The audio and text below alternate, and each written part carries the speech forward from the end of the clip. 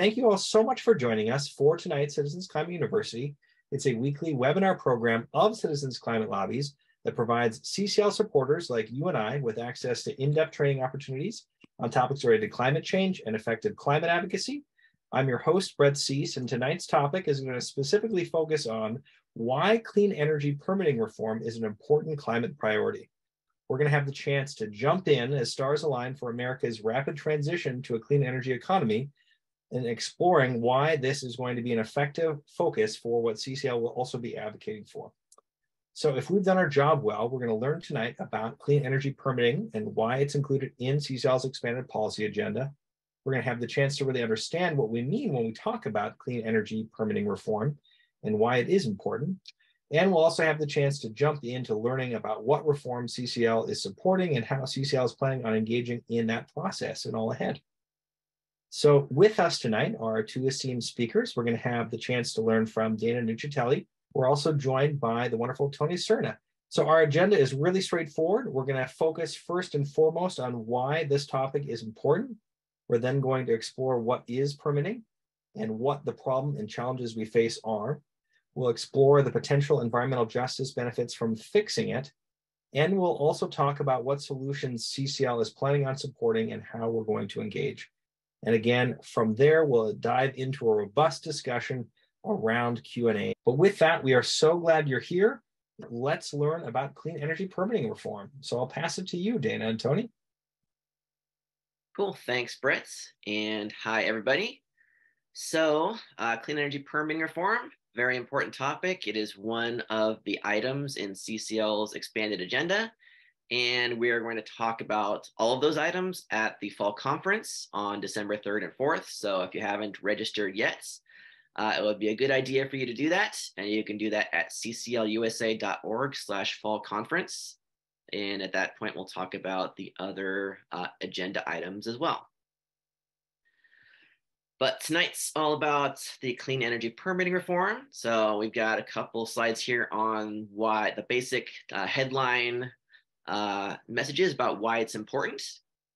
So obviously right now we're trying to build out America's clean energy economy, and we need permitting reform to do that, to unlock our clean energy infrastructure that's waiting to be built, and by getting that clean energy to American households and businesses.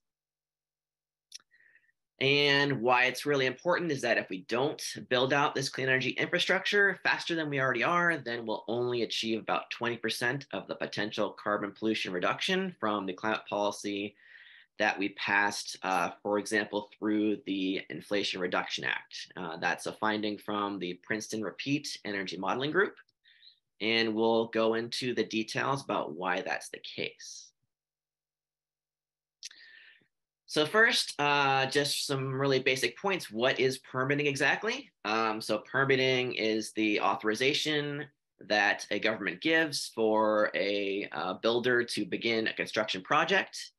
So the idea is that we need to have permits in place to make sure that communities and workers and environments aren't unduly harmed by any new construction project that's happening.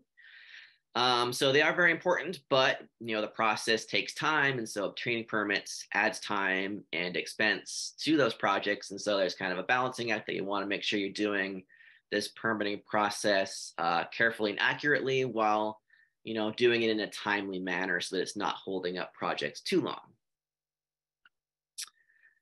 So there are different types and levels of permits. When you have a really big project, generally you need permits from the federal government and the state government and from the local governments.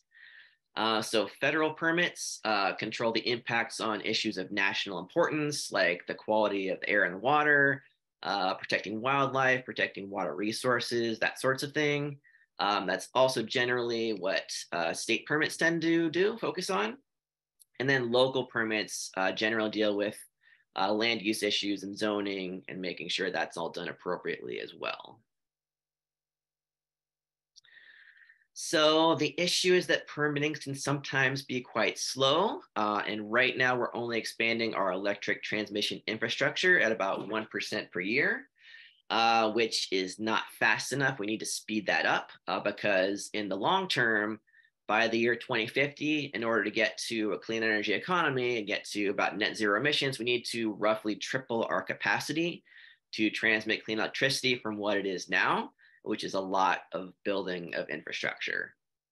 And right now, for big projects that have potential environmental impacts that require environmental impact statements and EIS, those can take federal agencies quite a bit of time. Right now, they're taking an average of 4.5 years for a federal agency to complete in environmental impact statements. So that's quite a long delay potentially for these big clean energy projects. And transmission lines in particular are very, very slow to get built right now. They take about a decade on average to build a new transmission line in the United States right now. And, 2030 is about 7 years away. And so that's kind of a math problem. If it takes 10 years and we're 7 years from 2030, like something's got to change there. So generally our issue, the good news is that because of the Inflation Reduction Act expanding clean energy tax credits, we're expecting a big explosion in solar and wind farm projects. Roughly a tripling of wind and solar energy in the United States over the next decade or so.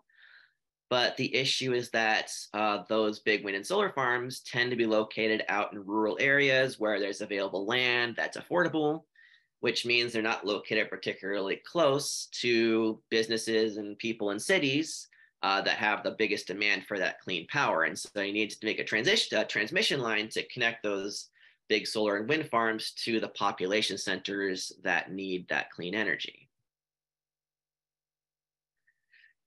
And so that's why we need permitting reform, so we can get those things built and make that clean energy transition happen fast enough to meet our climate targets, getting emissions cut substantially by 2030, for example. And again, as we mentioned earlier, if we don't start building that clean energy infrastructure faster, we're only going to achieve about 20% of the potential carbon pollution reduction from the Inflation Reduction Act, because we won't be connecting those big wind and solar farms to the grid, to the population centers. And so even though we have the potential to build solar and wind farms, you still got to get them connected to the grid if you're going to actually get everything built out and achieve those emissions reductions. And so we got a quick little chart to put that in visual form. You can see the blue here is our emissions to date in the United States from 2005 to 2022 projected. So you can see we've been slowly headed in the right direction downward in our emissions, thanks mostly to coal power being phased out and replaced by solar and wind and some natural gas too.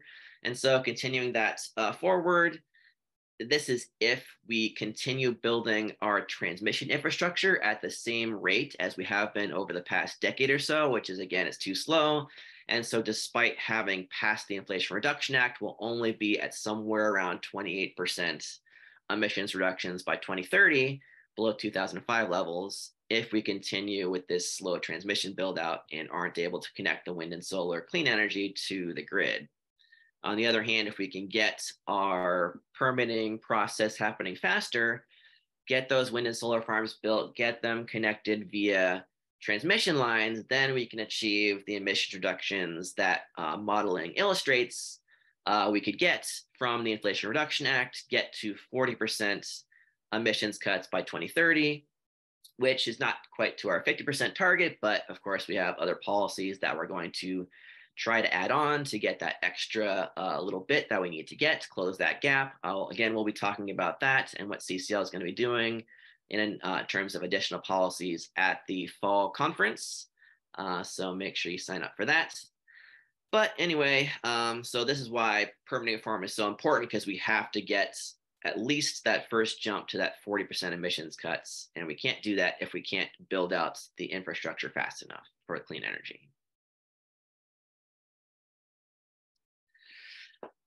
So one point that is really important and has been overlooked a lot since the permitting reform debate happened is that it's actually very important for disadvantaged communities that we get permitting reform done, because right now air pollution is a really big problem. It's causing about 250,000 deaths per year in the United States, and that's especially in disadvantaged communities that are located near large pollution sources like coal power plants, for example.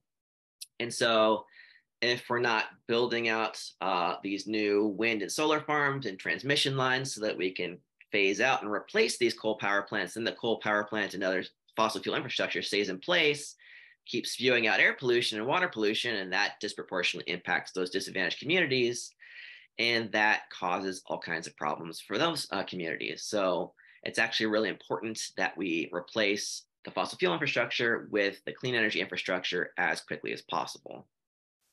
Otherwise, so the Inflation Reduction Act has a lot of potential benefits for reducing premature deaths, especially in disadvantaged communities. But if we're not able to deploy that clean energy infrastructure, then it's going to result in thousands of premature deaths that we failed to avoid. So it's really important. Another key point is that most new infrastructure that we're building right now in the United States is for clean energy, and globally the demand for fossil fuels is peaking. And so if you make it easier to build stuff, most of the stuff that we're going to build is going to be clean energy and not dirty energy at this point. And so I got some charts to illustrate that point, or those points. This one is from a report from Lawrence Berkeley National Labs that's looking at what the United States has built in terms of new energy capacity from 2007 through 2021. So you can see on here, the brown is natural gas, the black is coal, the orange and yellow are solar, the purple, violet, whatever that color is wind, and the red is storage. And you can see in the past, we had a lot of fossil fuels, lots of gas, a little bit of coal, and then gradually over time, you can see the purple and the orange and the yellow get much, much bigger. In 2021, 85% of the new energy capacity we built in the United States was clean energy, wind, solar, and battery storage. And only 15% there was natural gas. And then we can look also at what is in the queue that businesses are trying to build, trying to get built out and connected to the power grid. And so you can see in each of these on the bottom, the rightmost bar is for 2021. So you can see for solar energy, there is this really, really big bar for solar panels that we're trying to get connected to the grid. Lots of battery storage that we're trying to connect in combination oftentimes with those solar panels. Quite a bit of wind that we're trying to get deployed, and not very much of anything else, a little bit of natural gas, but it's about 92+% is solar and wind, and then only 7.5% is natural gas. So most of what we are currently building and what we are trying to build right now, that's getting held up in part by the permitting process, is clean energy and not fossil fuel energy. And then, as I mentioned, we are also approaching, or may already have reached, peak fossil fuel demand globally. So I've got a few charts illustrating that point. This one is from RMI, looking at fossil fuel demand globally. You can see they have the peak at about 2019. They think at this point we're at the plateau where fossil fuel demand globally is flat and not going up, and then it's going to decline over time. If we go to the next one, this one is from the International Energy Agency, the IEA. They have a very similar picture. This is based on current policies already in place. They show the peak of fossil fuel total use, which is the top of this chart. It peaks at around 2025 and then declines thereafter. And then we have a similar chart from McKinsey. Very similar. They show coal already peaked in 2013. They show oil peaking in 2025, natural gas peaking in 2035. You combine them together, they estimate we'll reach a global fossil fuel demand peak in 2025, just as the IEA did.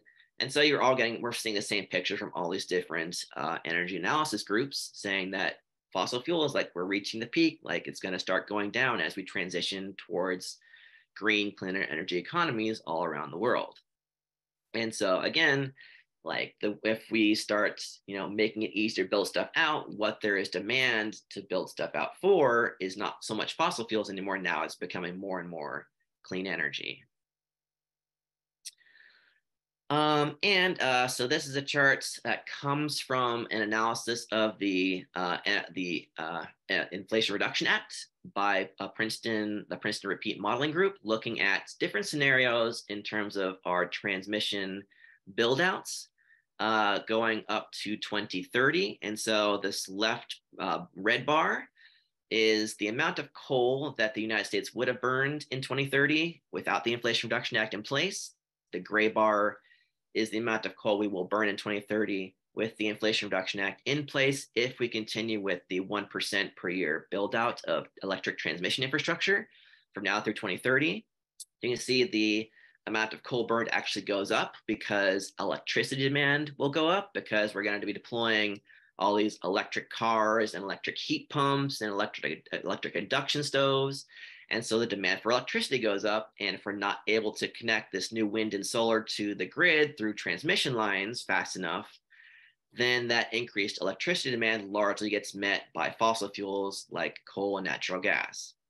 And so it's kind of almost a little backfire where we're actually burning more coal than we would otherwise have due to these great policies in the Inflation Reduction Act if we're not able to deploy the clean energy and transmission infrastructure.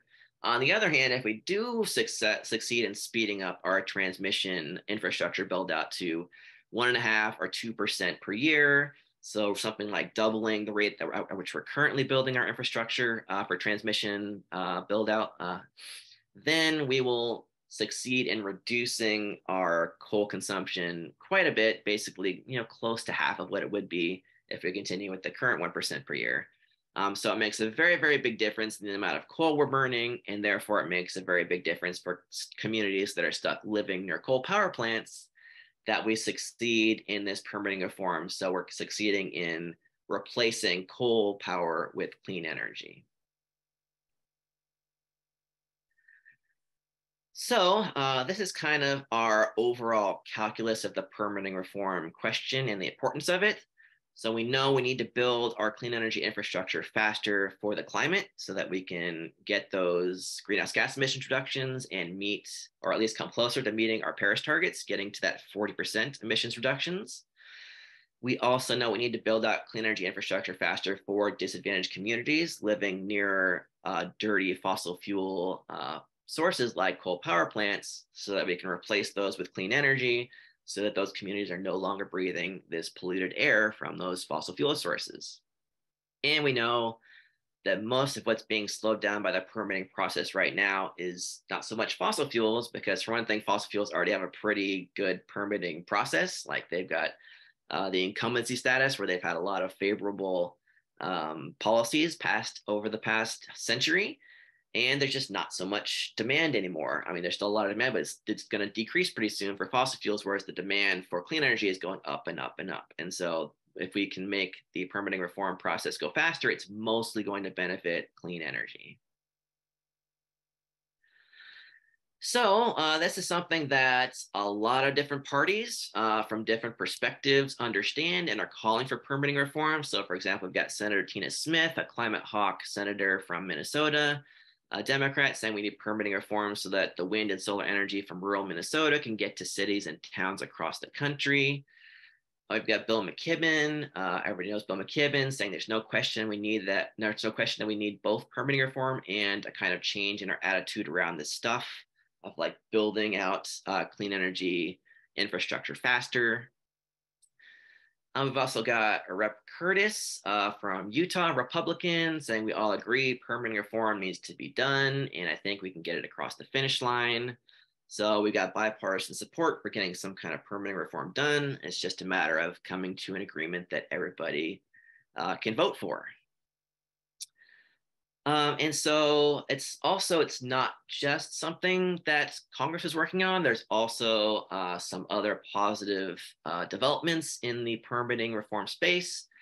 So for example, the bipartisan infrastructure bill that passed late last year actually had some stuff to change the laws a little bit and some funding to help speed up permitting a little bit. The Inflation Reduction Act also had some nice changes. It had some funding for federal agencies to get better staffing and have the resources to do their reviews of environmental documents faster. So we already have made some changes that will help permitting happen a little bit faster. FERC, the Federal Energy Regulatory Commission, is also working on some new rules that they hope will open up some bottlenecks and make things happen a little bit faster on their end. But they still need Congress to act and take some steps. to make the process happen faster. That's, of course, where we come in with our advocacy, trying to get members of Congress to make that happen. So at this point, I'm going to toss it over to Tony, and he's going to talk about the kinds of policies that CCL is going to support to make that happen. Thanks, Dana. Thanks for providing such a good foundation with the science and the engineering and the numbers there. As always, I want to talk about how at CCL, we advocate for things, not against them. And in this case, we're advocating to accelerate the building of the clean energy economy. And so I want to say again, it's time to build America's clean energy economy. Permitting reform will make that possible by unlocking clean energy infrastructure that's waiting to be built and by getting that clean energy to American households and businesses. Specific policies that we're trying to promote are anything that's going to add to America's capacity to transmit clean electricity, policies that will support speeding up the approval of clean energy projects that are waiting to be built. And we want to make sure that policies allow communities to make their voices heard on the environmental and other impacts of proposed energy projects. And of course, we recognize that there's the political realities. CCL recognizes that with a democratic system, it's going to force compromise among lawmakers who have a range of priorities. As we begin to work on the issue, we will evaluate any permitting reform proposals in the context of our principles outlined here, and we will do our best to support options closest to our ideal approach. Now, we don't know what proposals exactly will be coming forward, either in the lame duck session of this Congress or in 2023 in the new Congress. We expect that any bill that has a chance to get 60 votes in the Senate will require some compromises, so we will need to evaluate any bill to see if the overall package is worth it for the benefits that we'd see. This is not going to be an easy process because we'll almost certainly see other groups advocating against policies that CCL might choose to support because they're making a different analysis or a different judgment call around permitting. When we do engage, we're going to be engaging through our typical levers of political will. We'll be lobbying Congress on this. We'll be writing letters to the editor, working in the media. We'll be reaching out in the grass tops. On the other hand, we don't expect to focus permitting reform a lot when doing grassroots outreach. We think it's a topic that's just a little too complex. It's not what I would table on if I was out at the farmer's market. It's not an easy entryway for people to get into the climate solution space. So we're really going to be focused at the federal level on this to start with. We might at some point be able to provide some resources to help volunteers engage at the local level. Some of our CCL volunteers are already engaging on permitting and siting issues in their local communities already on their own, and we might be able to tap some of those resources of those volunteers and their experiences to share with others. But for now, we're going to be focused on the federal level and legislation that we can pass through Congress. And so with that, I'm going to turn it over to Brett. Excellent. Well, thank you obviously so much, Dan and Tony. I also do want to highlight that, as always, if you at the end of any of these trainings want to log your training, we have that available as an option on that training link that I provided, as well as in the action tracker. So you're more than welcome to check that out and get credit for attending tonight, and also highlighting which of these trainings you're most interested in and wanting to see more of. And then lastly, as a little reminder, in that training that we've just highlighted tonight, the advanced training on clean energy permitting reform, we have a resources tab that has a whole host of additional readings. So if you'd like to find out more about what Brookings or Princeton or Earth Justice or Sierra Club or the Institute for Progress, you name it, different organizations and research institutions think on this topic, please check those links out. And if you have additional suggestions on links that you'd like to also see added to that page, please do feel free to recommend those or put those in an email to myself or in the forums. So with that, again, a reminder, here is where you can find Dana and Tony and my's information, as well as where you can continue the conversation. Dana is always a booster here for Nerd Corner, where a lot of this information has already been being discussed. So check that out, cclusa.org/nerd-corner. But for tonight, since we are at the top of the hour, we just want to reflect a lot of the uplift and gratitude that we're already seeing in the chat. Dana and Tony, thank you so much for being available, for preparing this walkthrough, helping us all feel more grounded in our expanded policy agenda, and obviously providing us even more details when we get to the conference in a couple of weeks. Thank you for listening to this episode of Citizens Climate Lobby's training program. You can tune into more episodes anywhere podcasts are available. Inspired by what you heard today? Join Citizens Climate Lobby to advocate for bipartisan climate solutions. Go to community.citizensclimate.org to find more trainings, resources, your local chapter, national action teams, discussion forums, and more. Be sure to like our Facebook page and follow us on Twitter and Instagram @CitizensClimate. We also invite all of our listeners to subscribe to our YouTube channel for more inspiration. Like what you hear? Recommend us to your friends and make sure to give us a 5-star rating. It helps us show up on other listeners' feeds. Feel free to pass on any suggestions for future episodes in the comments as well. And together, we are creating the political will for a livable world.